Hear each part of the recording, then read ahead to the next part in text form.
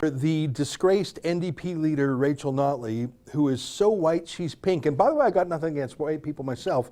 I am white.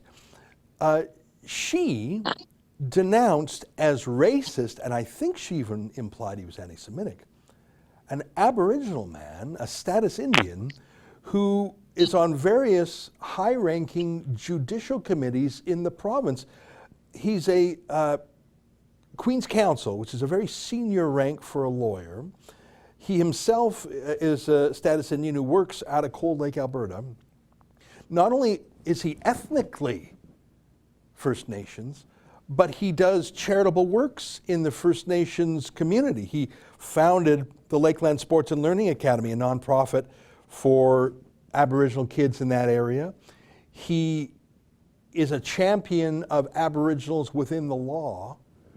And Rachel Notley accused him of bias and had him drummed out of legal offices because of some conservative Facebook posts. Unacceptable, incredible. My friend Sheila Gunn-Reid had an excellent video on the subject, but we reached out to the lawyer in question. Leighton Gray is his name.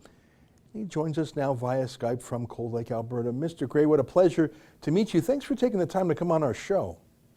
It's my pleasure. It's the least I could do after what Sheila Gunn-Reid did for me and coming out and supporting me and pointing out really the hypocrisy of the CBC piece that was done about me. Well, about me, but really more about conservatives everywhere, I think.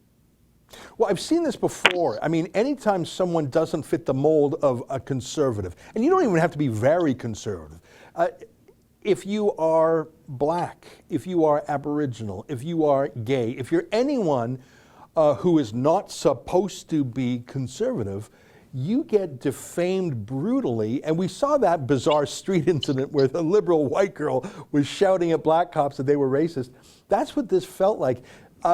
In this case, it wasn't just Rachel Notley. It felt like the CBC itself was leading the mob against you. Tell us a little bit about what happened from your point of view.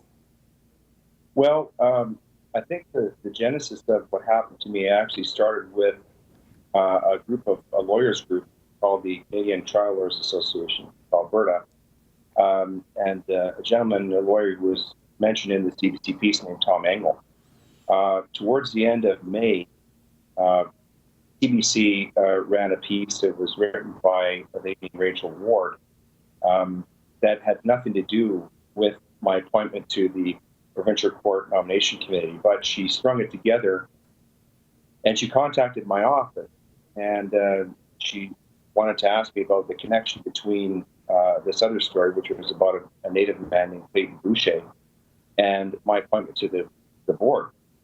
And I didn't respond. She ran the piece anyway, and even though the Clayton Boucher story had nothing to do with me, it was all connected to me and the Provincial Court Nomination Committee. I thought and hoped that was the end of it, but it turns out, based upon some listserv emails that I've seen that were originated out of the Criminal Trial Lawyers Association, that there was something in the works that grew in successive weeks, where there was coordination between the CTLA, or at least Mr. Engel, the NDP, and the CBC. And so about 10 days ago, Rachel Ward contacted my office. She contacted me via email. I didn't respond.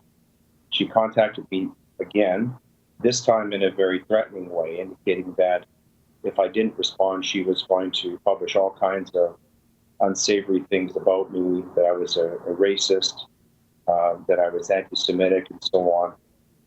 I sought legal advice, and the advice was that I probably should not respond until I saw the piece.